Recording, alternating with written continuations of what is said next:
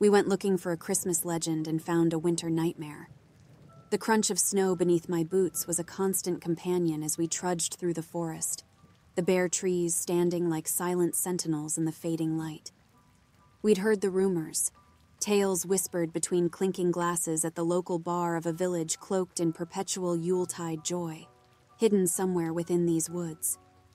It was the kind of story that reeked of too much eggnog and not enough truth, but the allure of adventure in the dead of winter was too tempting to resist.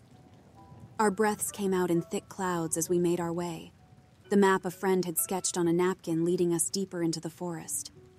The air was bitingly cold, the kind that nips at your nose and numbs your fingertips, but excitement kept our spirits high. We joked about meeting Santa or stumbling upon a hidden workshop filled with elves. The laughter kept the eerie quiet of the forest at bay. As the sun dipped lower, casting long shadows that twisted and turned with our imaginations, we found the clearing. It was supposed to be the threshold to wonder, but the sight that greeted us was anything but. The village was indeed there, a collection of structures that time and neglect had ravaged.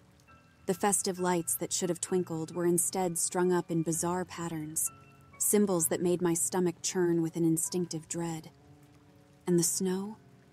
It wasn't pristine white, but marred with splotches of crimson that painted a gruesome picture of the village's last days. We should have turned back then, but curiosity is a powerful force. It nudged us forward into the heart of the village, past the dilapidated buildings with their doors swinging on broken hinges. The silence was oppressive, the kind that seems to swallow sound whole. We called out, half expecting some cheerful villager to emerge and explain this was all some elaborate prank. But the only answer was the echo of our own voices, bouncing back at us as if mocking our growing unease. "Guys, look at this," one of my friends whispered, and we gathered around a statue in the center of the village. It was a grotesque figure, a twisted version of St. Nicholas with a gaping mouth and empty eye sockets that seemed to follow us as we moved. It was surrounded by a circle of blackened snow, and none of us dared to step any closer.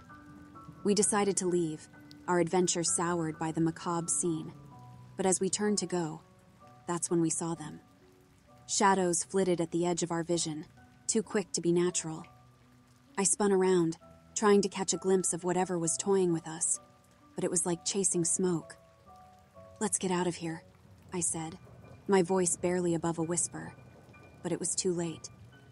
We were not alone, and as the first of the village's true inhabitants stepped into view, a gaunt figure in tattered red and white, we realized our escape was not going to be as simple as retracing our steps. The figure stood motionless, its eyes a pair of coal-black pits that seemed to absorb the waning light. It was a grotesque caricature of holiday cheer, its clothes hanging in shreds, revealing skin stretched tight over protruding bones. We stood frozen, caught between disbelief and the primal urge to flee. "Is that a person?" one of my friends murmured, voice quivering with a mix of fear and cold. Before I could answer, more figures emerged from the shadowed doorways, their movements jerky and unnatural. They encircled us, a silent congregation of the damned, their presence an oppressive weight in the already frigid air. We backed away slowly, but they mirrored our movements, keeping us trapped within their ring. The silence was broken by a sound that curdled my blood, a low, guttural moan that rose from the throat of the nearest figure. It was a sound of anguish and hunger, a prelude to something far worse than we could imagine. The others picked up the chorus, a symphony of the damned that filled the clearing with dread. "We need to get out now," I hissed, grabbing the arm of the friend closest to me. We moved as one, a desperate, stumbling dance to evade the closing circle. But for every step we took, they matched us, their movements growing increasingly frenzied. In the chaos, I lost track of the path we had carved through the snow, my sense of direction upended by panic. The village had become a labyrinth, its once charming paths now a maze designed to confuse and disorient. The figures seemed to anticipate our every move, herding us toward the center of the village, toward the grotesque statue that stood sentinel over the madness. It was then that I realized the lights, The twisted strings of bulbs that had seemed so random at first formed a pattern, a net that funneled us toward the heart of the village. We were rats in a trap, and the sinking realization that we were part of some macabre design settled heavily in my chest. We were rats in a trap, and the sinking realization that we were part of some macabre design settled heavily in my chest. The creatures were closing in, their moans a cacophony that drowned out rational thought.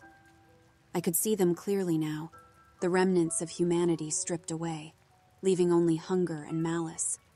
Their eyes, devoid of any warmth, were the most terrifying aspect, reflecting nothing but the desire to ensnare us in whatever nightmare they had been living. In a moment of clarity, I remembered the map, now a crumpled piece of paper in my pocket. I pulled it out, hands shaking, and tried to make sense of the scribbles and landmarks. There was a way out, a forgotten path that led away from the village, but it was on the other side of the clearing, past the statue and the encroaching horde. "We have to push through," I said, voice barely audible over the din. "Follow me." With a surge of adrenaline, we charged, a desperate bid for freedom that took the figures by surprise. They reached out with claw-like hands, grasping at the air we had just vacated. We dodged and weaved, the statue looming ever closer, its empty gaze a silent challenge. As we neared the edge of the clearing, the figure's moans turned to shrieks, a sound so piercing it threatened to shatter my resolve. But the path was there, a narrow, snow-choked trail that promised escape. We plunged into the forest, the darkness swallowing us whole. The forest closed around us like a dark, constricting tunnel, the trees blurring into a monochrome world of gray and white as we fled. The shrieks of the creatures faded into the distance, but the fear they instilled propelled us forward, our feet finding strength we didn't know we had. We didn't dare to look back, the terror of what might be lurking just beyond our sight spurring us on. The path was barely visible, covered in a thick layer of snow that hadn't seen footsteps in what could have been years. It wound through the trees like the trail of some long-forgotten tale, leading us deeper into the unknown. My mind raced, trying to piece together what had happened back there. Those creatures, they couldn't be real. They were the stuff of nightmares, not flesh and blood. But the cold bite of the air, the sting of branches as they slapped against my face, this was all too real to deny. We ran until our lungs burned and our legs ached, the cold seeping into our bones. The adrenaline that had fueled our escape was waning, and with it, the sharp edge of our panic dulled into a throbbing fear. We were lost, running blind in a forest that seemed to have no end, and the night was creeping in, bringing with it new terrors. Finally, we collapsed, a tangle of limbs and heavy breaths, under the shelter of a large pine. Its branches hung heavy with snow, a natural canopy against the dark sky. We huddled together, seeking warmth in our shared body heat, our breaths coming out in ragged gasps. "We can't stay here," one friend whispered, his voice a ghost of its former self. "They might follow us." But the thought of moving, of facing those creatures again, was paralyzing. We were trapped by our own fear, every shadow a potential threat, every rustle of the trees a signal of our end. It was then that we heard it, a soft, subtle sound that was out of place in the silence of the forest. A gentle thud, like the muffled step of a foot in the snow. We froze, eyes wide, straining to hear over the pounding of our hearts. Thud, thud, thud. The sound was getting closer, rhythmic and steady. It wasn't the frenzied chaos of the creatures we had fled from. This was something else, something deliberate. I peered out from our makeshift shelter, my eyes scanning the darkness for any sign of movement. The snow seemed untouched, but the sound continued, a steady beat that echoed through the trees. Then, out of the darkness, a figure emerged. It was tall, its form obscured by the night, but it walked with a purpose, its steps measured and even. It wasn't one of the creatures, of that I was certain, but that did little to ease the knot of dread in my stomach. The figure stopped just at the edge of our vision, and we held our breath, waiting for what would come next. "Who's there?" I called out. my voice trembling despite my efforts to sound bold. The figure didn't respond, but it didn't need to. As it stepped into the faint moonlight that filtered through the clouds, we saw it clearly for the first time. It was a man, or at least the shape of one, but his features were obscured by a hooded cloak that left his face in shadow. "You are lost," he said, his voice a deep rumble that seemed to resonate with the forest itself. We were too stunned to speak, too tired to run. We could only watch as he approached, the end of his cloak dragging in the snow behind him. The figure stood before us, an enigma wrapped in shadow. His presence was commanding, yet not threatening, a stark contrast to the horrors we had just escaped. The forest seemed to hold its breath as he regarded us, his face still hidden beneath the hood. "You should not have come here," he said, his voice carrying the weight of an unspoken history. "Who are you?" I managed to ask, my voice a mix of awe and fear. He didn't answer immediately. Instead, he reached up slowly, pulling back the hood to reveal his face. It was weathered, lined with age and marked by a sorrow that seemed as old as the woods themselves. His eyes, a piercing shade of blue, held a depth that spoke of wisdom and pain in equal measure. "I am the guardian of these woods," he began, his gaze never leaving ours. "Long ago, this place was sacred, a haven of joy and peace, but it was corrupted by a darkness that you have just witnessed." We exchanged glances, the memory of the twisted creatures still fresh in our minds. "What were those things?" one of my friends asked, his voice barely above a whisper. "They were once like you, seekers of the village's magic, but they were consumed by greed and a hunger for the eternal celebration. The village gave them what they sought, but it was a gift that came with a curse," the guardian explained, his tone mournful. We sat in silence, the gravity of his words settling over us like the snowflakes that began to fall gently from the sky. "You must leave this place," he continued. "The path you have taken is lost to you now, but I will guide you to safety." We nodded, too weary to question his intentions. He turned, gesturing for us to follow, and we did. As we walked, the forest seemed to change around us, the trees stepping aside to clear a path where none had been before. The guardian moved with a grace that belied his age, the snow crunching softly under his feet. The journey was a blur, our minds numb with exhaustion and cold. We focused only on the steady rhythm of our guide's footsteps, a lifeline in the darkness. After what felt like hours, a faint light appeared in the distance. It grew brighter as we approached, revealing itself to be the edge of the forest. Beyond it lay the familiar sight of our town, the lights of home twinkling like stars grounded to the earth. The guardian stopped at the forest's boundary, his figure a silhouette against the backdrop of the night. "This is where I leave you," he said, his voice carrying a finality that brooked no argument. "Thank you," I said, my gratitude mingling with 1,000 unasked questions. He nodded, a gesture of both acknowledgement and dismissal. "Remember what you have seen, and do not return. Some mysteries are not meant for mortal minds."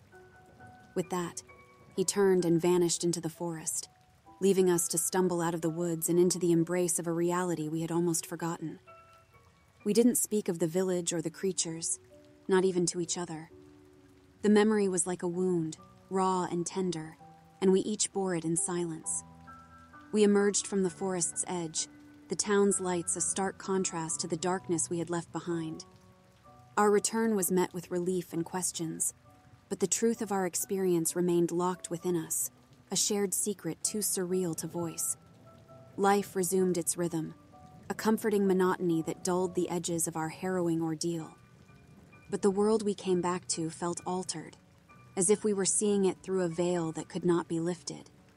Sleep was elusive, and when it did come, it was filled with twisted visions of the village and its ghastly inhabitants.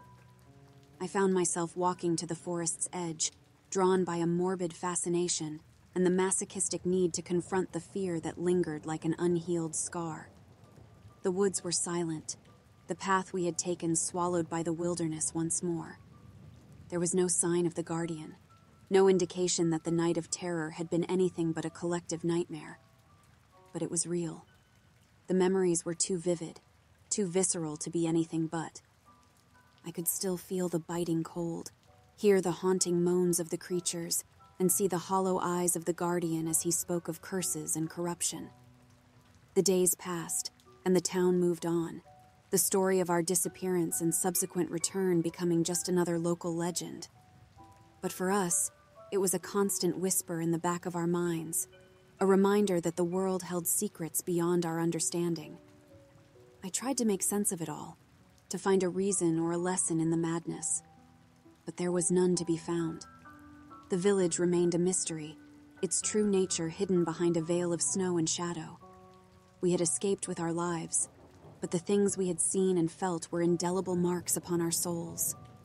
The forest's edge became a place of pilgrimage for me, a place to stand and gaze into the abyss that had gazed back into me. I never ventured in, though.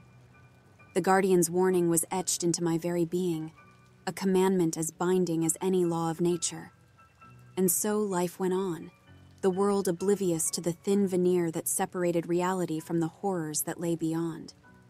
We were changed, irrevocably so, by the knowledge of that otherness, by the understanding that safety was an illusion, as fragile as the ice on a winter lake. The final lines of this recounting are not ones of closure or peace. They are an acknowledgement of the unknown that brushes against us with the chill of unseen breath. What we found at the end of the snowy trail wasn't Santa's village, but a glimpse into a nightmare that refused to end with the dawn. The echoes of that place follow me, a haunting melody that plays softly in the quiet moments. I fear they always will.